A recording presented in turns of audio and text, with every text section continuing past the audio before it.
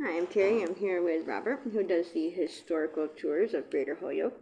He offers both public and private tours of the local canal systems, reservoirs, cemeteries, as well as various parks and streets in Holyoke, Chicopee, and South Hadley, Mass. You can find out more information on his tours and check on his website at holyokecanaltour.org, where you can also check out some of his videos and photos and find out his upcoming schedule. Um, and So today we're going to be talking about the High Street in Holyoke tour. So what is special about High Street in Holyoke, Mass? Well, High Street in Holyoke is very special because it's commercial. It's a commercial district that hasn't changed in the past 170 years. Most high streets, or most main streets, in most towns and cities around New England have changed a lot because commerce has come and gone, and people had the money to change things over, and so they'll put up a new building, a new establishment, or a new home. But in Holyoke, it never had the money to change over, and so the five northernmost blocks of Holyoke are still the same as they were originally. And you don't have too many modern buildings put in. Even the ones that look modern are actually very old with a new storefront added to them. So I think that you should really go on one of these tours with me. There's 100 buildings in this National Register Historic District, and I explain all 100 of them. And they're incredible sight to see some of them because they're all made for different reasons, and they all have a different architecture to them. Now, give specifics on how you conduct the High Street tour and why you do it that way. Okay, the way I conduct the tour is the buildings are so high that on this tour only, I have to be across the street with the members on the tour in order to see the whole building across the street. So, in most tours, I stay on one side and I show the buildings on both sides, and they're not too tall, so it doesn't matter. But on High Street, you have to be on the sidewalk opposite the building to see it in its full glory. For instance, one of the buildings is like 15 stories high, and to see that high up, you better be on the opposite sidewalk. Now, also, I make 10 stops on the tour, and easy. I go for a spot midway through the block, and then we look across the street, and we can see all the buildings across the street. And I explain as you sweep left to right what each of the buildings was for, who built it, who was there, what they sold, what has happened to the building in the meantime, and some about the architectural style and any changes that happened along the way. Now, give highlights of each of the 5 blocks on the west side of High Street and then the same for the 5 blocks on the east side. Okay, so if you start down by Lyman Street, I'll talk about that first block. What's on the west side? Well, if you look at it, the former crafts building is still there. And he made that building in 1870. And he got richer and richer, and he ended up making another building further up High Street. Across the street from that is another building that along the way has gone through many owners, but it's now four buildings that are all together. They're called the Wright Block.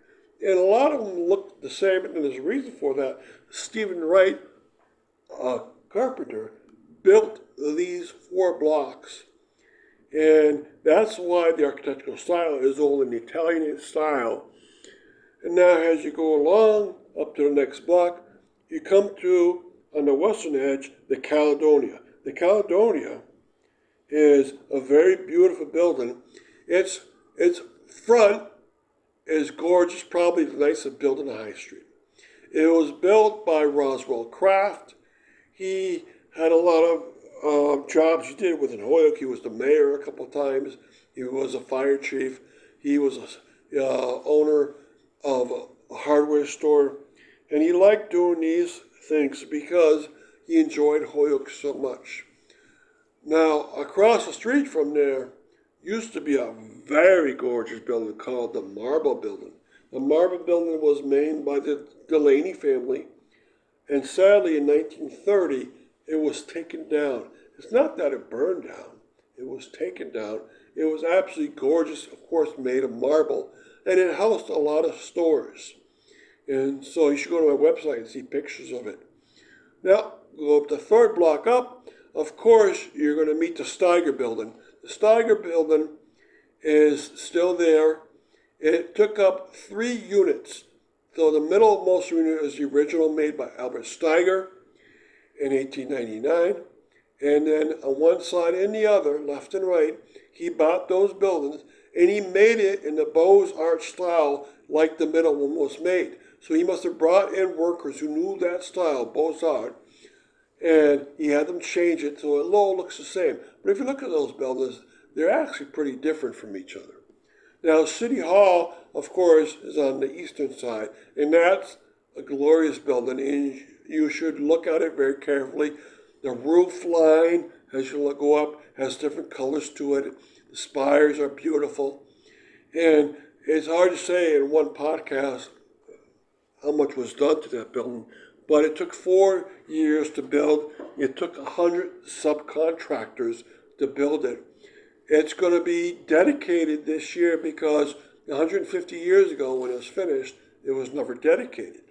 So the dedication is going to happen this year on April 6th. Now, as you go up further and further, you come into more mundane buildings, but they still have a good look to them. And one building that you come up to along the way is the former building where volleyball was invented. Well, it's not there anymore. But you can still see a building there. It's the absolute corner with Appleton Street and High Street. And that's good to know because what is Holyoke? Holyoke is the birthplace of volleyball. People know it as a paper city, and it's also the volleyball city. So a man named Morgan invented it in 1895. It was played here first on the second floor of the building that used to be there. It was the YMCA building. The former YMCA is 2 buildings to its north on the same side of the street, and that building is still there. It's called the Regali Building. And there still is YMCA in Holyoke, but it's like 5 blocks up Appleton Street. Now, across the street from that is the old Guyette Hotel, and they had 2 buildings by themselves where they had a hotel and a small restaurant inside there. They have very unique architecture to it. It's also very close to the corner of Appleton Street. Now, the last of the 5 blocks, obviously on one side, you have the beautiful Congregational Church. It's best to see it actually from the Maple Street side, where you get to see also the chapel. But if you come to its back, you can also see how beautiful it is. Now, the 10th section of the tour, in this general summary, across the street, you have a few beautiful buildings. One building that was there, it's now gone, has about 8 years ago, was the Essex Hotel. And that was because it fell down. It was where a lot of people that were in theater groups would stay for the night because across the street were 2 theaters, the Empire Theater and the Grand Theater. Both those are gone, but every theater back then needed a big hotel near it, and this Essex Hotel was right across the street. It was 10 stories high, and it would be filled up on theater nights because you had that many people. They had to play music, you had the stagehands, you had the actors, and you had the producers. Okay, now talk about the past of High Street and talk about its future. Well, I've talked a lot about its past as we got along. You can see, like I told you, it hasn't changed much. And that gives a hint at what I wish the future is for High Street. I wish its future does not change. I hope that these buildings can be preserved. There's been a lot of buildings taken down, but there used to be 100 buildings here, I believe 86 of them are still up. And that's a good standard. If you can preserve the rest of these, you have a beautiful historic district in the making. It's a National Register historic district, but I hope someday that the city of Holyoke makes it into a local historic district, which will preserve it forever. Now, what is your favorite part of the tour? Okay, my favorite part of the tour is actually looking at the Steigers stores because I get to point out what was done at different points, and I can show people these small differences between windows or small differences between buildings, the difference in the Beaux Arts architecture as you went through the decade. And also because I like Albert Steiger. He loved to walk a lot. He used to go around White Street Reservoir a lot, and I think he built a trail from that reservoir to his house. And his house is gorgeous. It has a beautiful Olmsted-made gate in front of it. Thank you for listening to this podcast. Thank you, Robert. And again, you can check out more of his podcasts and his upcoming schedule at his website, holyokecanaltour.org, and email him directly if you want at bobcat4214, capital B, at yahoo.com. And hopefully you will check those out and listen to us on one of our other podcasts. Thank you. I'm your host, Carrie, and joining me is Holyoke's very own local historian and creator of the historical tours of Greater Holyoke, Robert Camus. He offers both public and private tours, as well as presentations of the local canal systems, reservoirs, cemeteries, and churches, as well as various parks and streets in Holyoke, South Hadley, and Chicopee, Mass. Now you actually lead these tours and give these presentations yourself, is that correct? Yes, this is part of the High Street tour. And today he'll be educating us on Caledonia. So tell us about the origins of the Caledonia. All right, a person named Roswell Craft came to Holyoke about 1840 with his brother, Chester Craft, and they became express mail operators, and that was on Northampton Street. But they also developed along the way other interests. They loved Holyoke very much and how it was developing. And so they built buildings around. One of the buildings that Roswell Craft built was the Exchange Hall, and that was in High Street. Now, when the Exchange Hall was built, probably about 1850, it operated very much as a social hall, but it had on the store level stores, so forth. And he built his own home, probably sometime in the 1880s, on Dwight Street, right near the Veterans Park. And so he really loved Holyoke, and he became fire chief. He became mayor a couple of times. He was a business owner of many businesses and a real estate broker. And, well, sadly, in the year 1873, his exchange hall burned to the ground. And instead of being depressed about that, in 1874, he built two buildings. One of the buildings was the Caledonia on High Street, and then he built a craft building right over the ruins of the old building that was a block away. So two buildings went up in 1874, engineered by Craft himself. And the Caledonia was the most beautiful one on High Street at that point. And it's still a gorgeous building. And along the way, what we're going to talk about is why it's on the National Register. We're also going to talk about Roswell Craft. And then we're also going to talk about what's going to happen to the Caledonia in the future. It's a gorgeous building. Hopefully it can stay up. Now, the Caledonia Benefit Society was in the building on the top floor. And they ended up buying it along the way. And that was because Mr. Craft died. In 1909, Caledonia Society wanted the building from themselves. And they changed the name on the building. On the top, there's very apparently a title over one that was used to say Craft's Building, and now it says Caledonia. And the building is still very much the same. It has a skyline on the top floor, has a staircase right up to the roof, and most people think it's a very gorgeous building. So is the Caledonia on this register? Yes, it's on the National Register twice. National Register of Historic Places is a federal listing of all historically important buildings around the country. The Caledonia is on it as an individual building, as a single entry, and that is a great honor. Also, it's on it as part of the North High Street Historic District.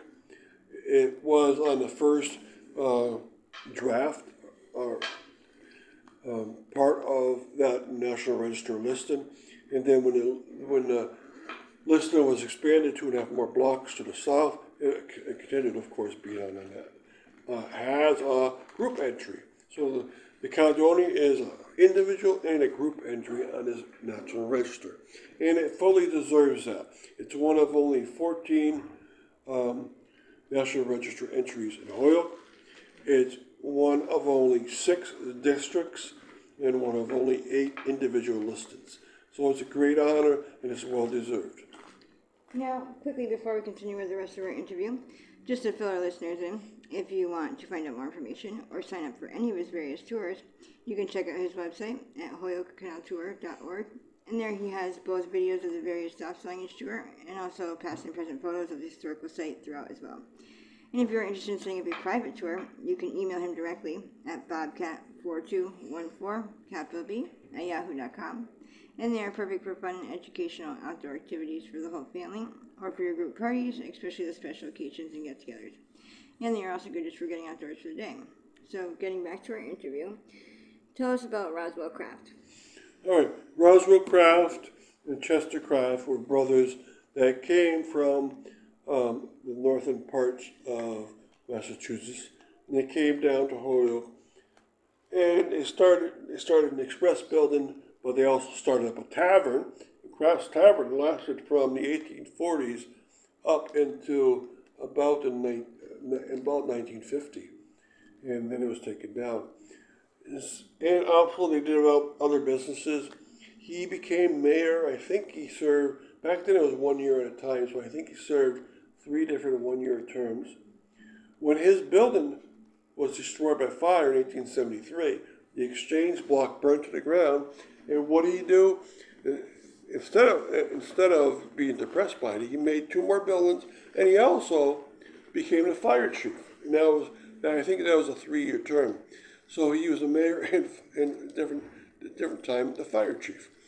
And he loved Holyoke so much he would stand out in front of his buildings and he would tell people stories about Holyoke, about the new events that are happening that particular day, about his past. So he was probably the equivalent of a newspaper. People would stop and listen to him, and it's about as good as reading a newspaper. And he was of course well loved all around town. He did so many things. He had a beautiful home right to the south of Veterans Park. It was a beautiful Victorian home from around the 1880s. And I think it lasted to the late 1960s before it was taken down. So he has done a great deal for Holyoke itself, and the Craft family is one of the top 10 most important families ever in the history of Holyoke. And what should be done with the Caledonia? Well, they should use it more. It's not being used. It needs some repairs, and they should make those repairs. I know it'll be expensive, but it's too beautiful a building to let it waste. It's too beautiful a building to ever take it down. It should be encouraged to get a contractor and developers in it. And even if it's repairing simple repairs at the beginning and just get the first floor going, then you can build up from there to second, third, and fourth floor. It's a great building for what it looks like, for what it depicts in the past of being a craft property. And also, it's very important to recognize because this was the original home of the Caledonia pipe band, still in Holyoke, still playing every year in March on the St. Patrick's Day Parade. That's for over 150 years they've been around. And still, this historic building should be recognized for all these very important events that it's been part of. So thank you, Robert, for educating us on your tours. And we want to thank our listeners for tuning in. And you can also tune into a large selection of our other podcasts and much more at his website. And that's, again, holyokecanaltour.org. And again, you can email him directly for private tours or to inquire about anything else at bobcat4214, capital B, at yahoo.com. And be sure to keep an eye out for his upcoming 2024 season tours and more as they become available. Thank you for tuning in.